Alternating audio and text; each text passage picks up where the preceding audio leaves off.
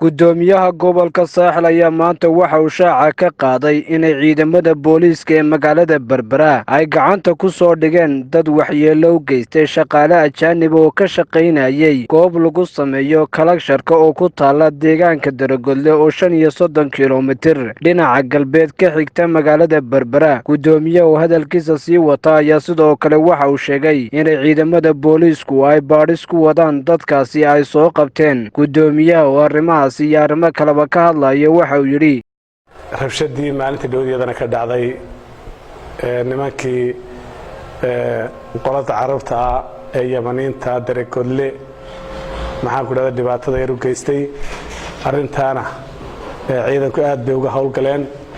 dambiilayaashii oo 4 qof ahaana laba gacanta lagu hayaa waxa hadhan labadii kalena booliska ayaa daba taagan baadhisteeda iyo maxaan ku idhaahdayay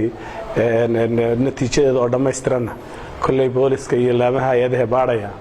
ayaa soo saari doona. waxaan ku gaban leeyahay dadweynaha mar walba ku dheerinaya ama ku boorinaya inay nabadgelyada sugaan. nabadgelyada waa la wada ilaashada way noodan alxamdulillah roobkii bay noo daay nimcaynu ku sugannahay nimcada in lagu shukriyo haboon laakiin dad ilaahay ugu shukriyo weydo oo aad fidma kala abuurto oo ay nimcadu kaaga darto ciqaabteeda helaysaa waa inaynu nimcada ilaahayna siiyay barwaaqada roobka aynu ku xamdino gobolkeena shaqooyin badan baa ku soo kordhay oo mashaariic fara badan oo horumarineed ayaa ka socda dad badan oo ajaanib ay nagu soo dhiiranaya inay maxaan ku leeyahay soo maal gashadaan. waxaan u baahannahay amnigeena sugan oo ah ka aan iib geynayno inaynu dhammaanteen mar walba